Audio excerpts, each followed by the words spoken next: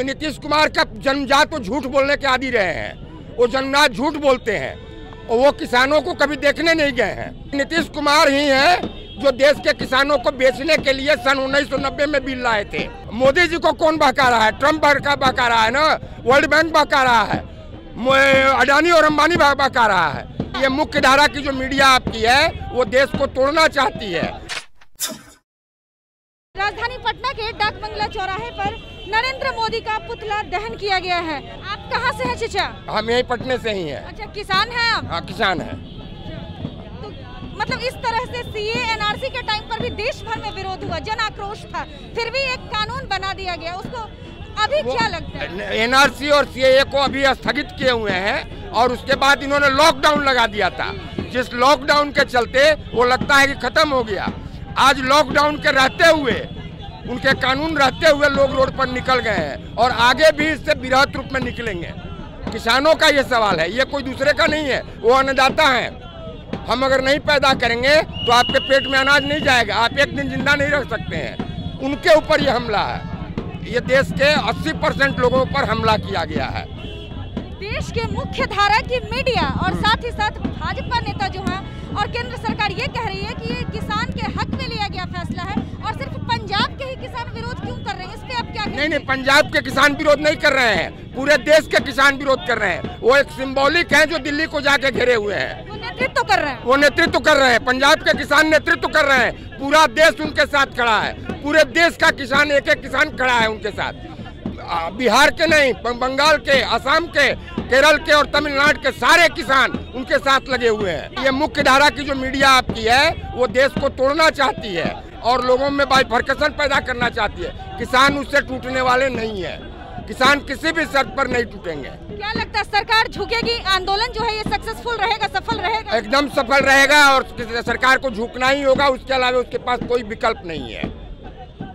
कुछ कहना चाहेंगे हमारे चैनल के माध्यम? नहीं, बिहार के मुख्यमंत्री को अपना जो कानून बनाए हुए हैं किसान पर, उसको वापस लेना होगा।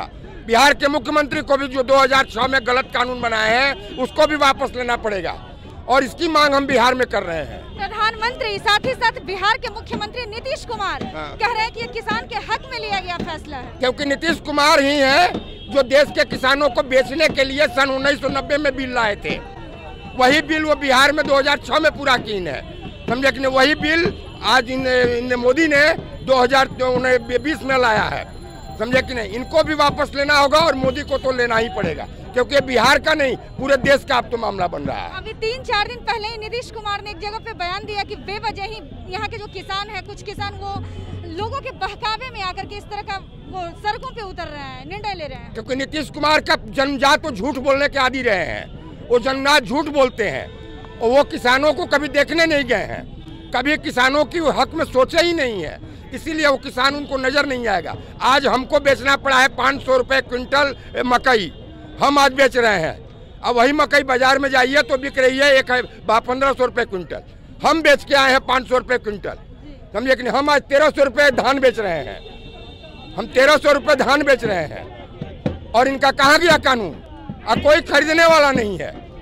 हमको मजबूरी में अपना अनाज बेचना पड़ रहा है, हम रख नहीं सकते हैं और हमारा लागत मूल्य नहीं आ रहा। जो हम लगाए हैं वो भी मेरा रिटर्न नहीं हो रहा है। बिहार के किसान की तो बहुत बुरी हालत है। इसके साथ ही वो प्रधानमंत्री जो है वो मन की बात में जो अंतिम एपिसोड हुआ था रविवार को, उन्होंने कहा कि ये जो फैसला है वो किसान के लिए हैं। किसान, कुछ लोग जो है वो किसान को बरगला रहे हैं और मैं ये कह रहा हूँ कि मोदी जी को अडानी और अंबानी बहका रहे हैं, उनको वर्ल्ड बैंक बहका रहा है। वर्ल्ड बैंक चाहता है कि हमारी कृषि को खत्म कर देना। मोदी जी को कौन बहका रहा है? ट्रम्प बहका रहा है ना, वर्ल्ड बैंक बहका रहा है, अडानी और अंबानी बहका रहा है। हम बहका, किसान को बहका रहा है कोई? हम बेच रहे 500 रुपये क्विंटल गेहूँ मकई और 1300 रुपये धान बेच रहे हैं, तो हमको बहकाया जा रहा है। और वो बेच रहे हैं 5000 रुपये क्विंटल, तो उनको नहीं बहकाया जा रहा है। ये किसके हक में लिए है, किसके लिए न्याय कर रहे हैं? साथ ही साथ उन्होंने मन की बात में ये भी कहा कि किसान के हित में ही हम जो लिए हैं वो फैसला लिए हैं, राज्यों की सीमाओं को खत्म कर दिए, वो अब एक राज्य को छोड़कर दूसरे राज्य में भी बेच सकते हैं। ये वो इतना गलत बोल रहे हैं। अब आरा का किसान ले जाएगा दरभंगा में बेचने के लिए, हैं? आरा का किसान दरभंगा में बेचेगा, हैं? पंजाब का किसान बिहार आएगा बेचने के लिए।